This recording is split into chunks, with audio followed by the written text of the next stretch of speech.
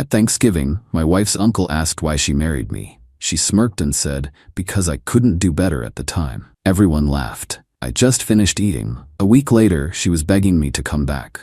The turkey was dry, the mashed potatoes were gluey, and the air was thick with the kind of forced cheer that only families who secretly hate each other can produce. It was Thanksgiving, held at the home of my wife's parents. An annual tradition I endured like a root canal. I was seated across from my wife, Emily, and next to her, insufferable Uncle Ron, a man who'd made his money in some vague financial field and thought it gave him the right to be a world-class jerk. We were halfway through the meal, stuck in that dead zone between the main course and the pumpkin pie. Uncle Ron, who'd had about 3 too many glasses of red wine, decided to liven things up by making me his personal entertainment for the evening. He leaned back in his chair, gesturing at me with his fork. "Emily, I've been meaning to ask you," he said, his voice loud enough to silence the rest of the table. "I get that he's a nice guy and all, but why him? You could have had anyone. Why did you marry this guy?" The question hung in the air, dripping with condescension. He wasn't just asking a question, he was passing a judgment. The entire family turned to look at us, their faces a mixture of morbid curiosity and smug satisfaction. They all thought the same thing. He was just the only one drunk enough to say it out loud. I looked at Emily, my wife of 3 years. I expected her to shut him down, to defend me, to defend us. Instead, a slow, calculated smirk spread across her face. She looked at her uncle, then glanced at me with a look of theatrical pity. "Because I couldn't do better at the time," she said, her voice light and airy. The table exploded in laughter. Not just a few chuckles, but a full-throated, cathartic roar. Her father clapped his brother on the back. Her sister, Megan, nearly spit out her wine. It was the funniest joke they had ever heard. The punchline, of course, was me.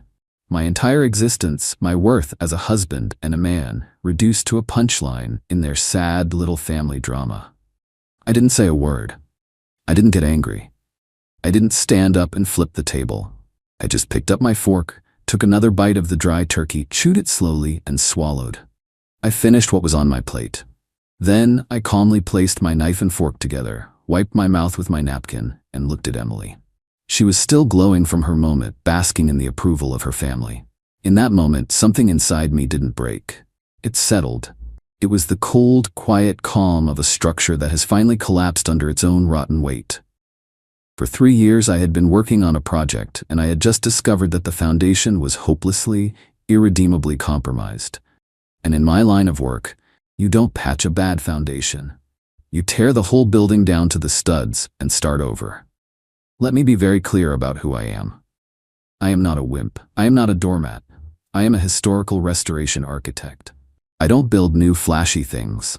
I take old, beautiful things that have been neglected and abused, and I bring them back to life. I understand structures, foundations, and the hidden, fatal flaws that can bring down the most impressive facades.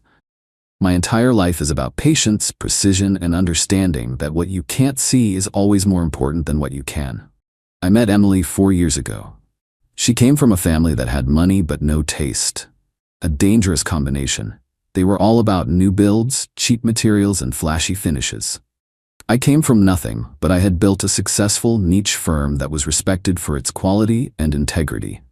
They saw me as a curiosity, the blue-collar boy who had somehow stumbled into their world. I wasn't a simp paying her bills. Our marriage was supposed to be a partnership, a restoration project of its own. I thought we were building a life together. I saw her family's condescension as a flaw in their design, not hers. I thought she was different. I was wrong. She wasn't just a product of her toxic environment, she was a load-bearing wall in it. Her comment at that table wasn't just an insult. It was a structural analysis. It revealed that she saw our marriage not as a partnership, but as a placeholder. I wasn't her husband, I was a starter home until the real estate market improved. So as I sat there, listening to their laughter fade, I wasn't feeling hurt. I was drafting a demolition plan. They thought I was the joke. They had no idea I was about to become the wrecking ball. Update 1. The drive home from Thanksgiving was silent. Not an angry silence, just an empty one. Emily was still high on her social victory, scrolling through her phone and occasionally chuckling at whatever her sister was texting her. She thought my silence was me pouting, a temporary mood that would pass. She had no idea it was the calm before the storm. When we got back to our house, a beautiful 1920s craftsman that I had spent a year lovingly restoring, I didn't confront her. I just went into my office and closed the door. The first phase of any demolition is a thorough structural audit. You need to know exactly what you're dealing with before you start swinging a sledgehammer. My primary target was our biggest joint project, our dream home. For the past year, we had been building a new house on a beautiful piece of land I had bought a few years before we were married. It was her passion project and my financial nightmare. She had wanted a modern monstrosity, all glass and steel, the kind of soulless box her family admired. The budget had spiraled out of control, fueled by her constant demands for more expensive materials and last-minute design changes. The entire project was a monument to her entitlement. I had been funding the entire build.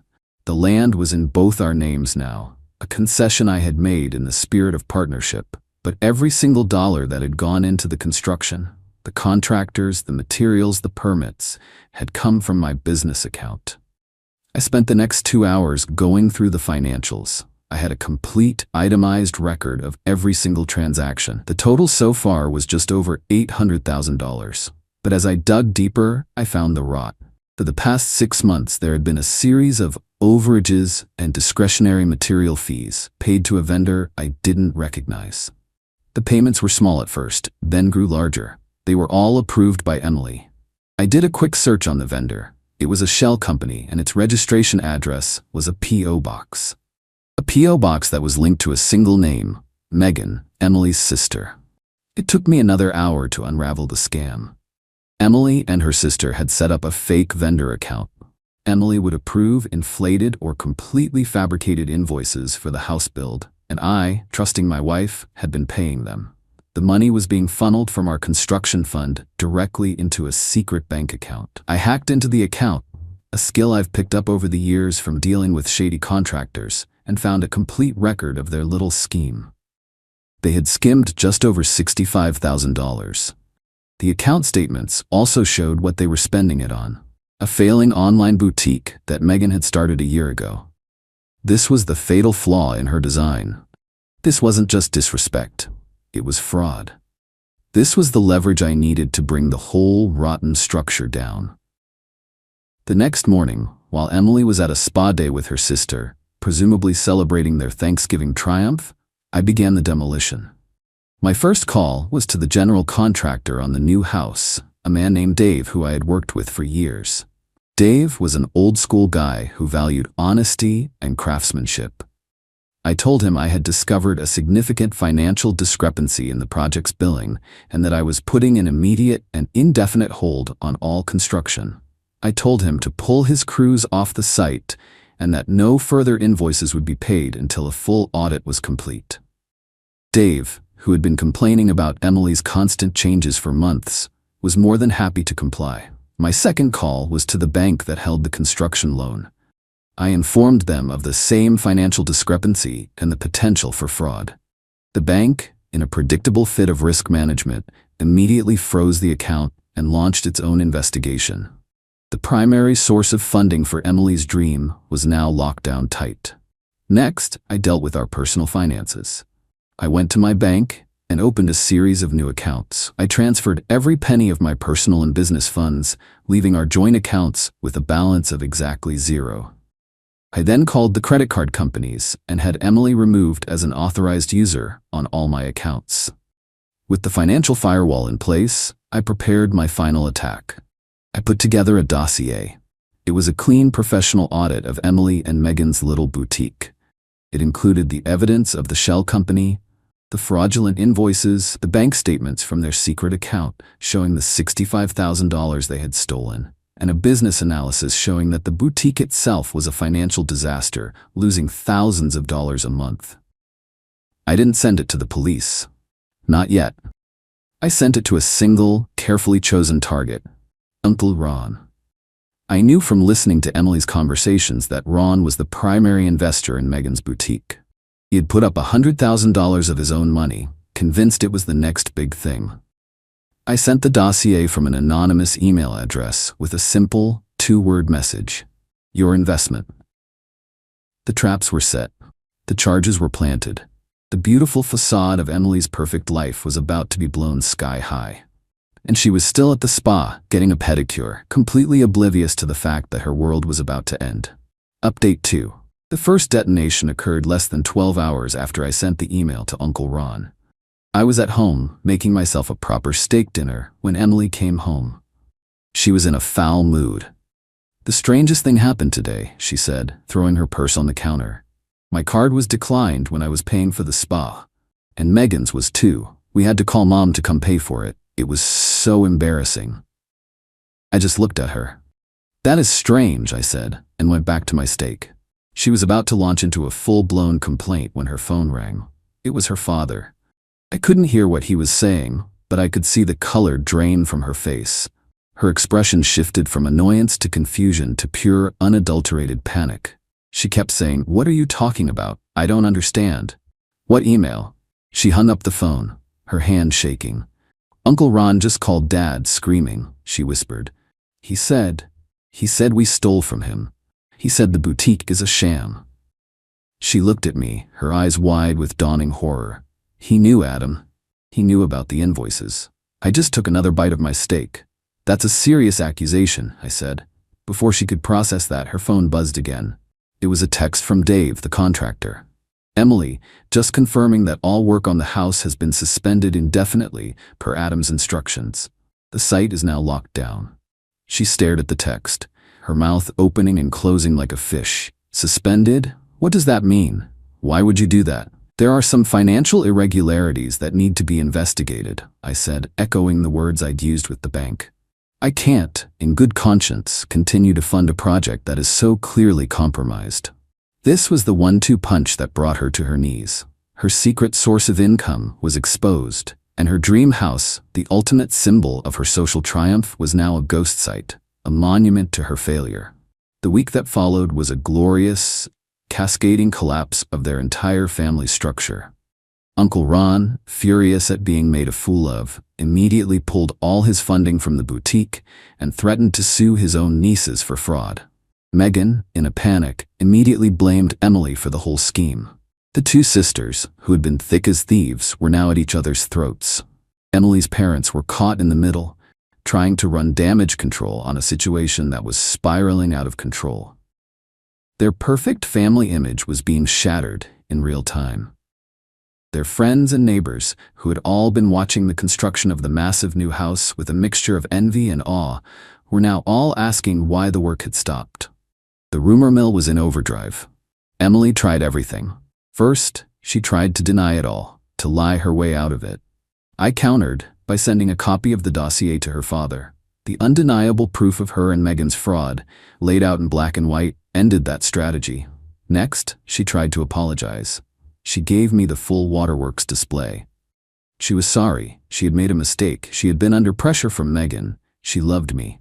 It was a performance, and a bad one at that. "This isn't about an apology, Emily," I told her, my voice completely calm. "This is about a fundamental structural flaw.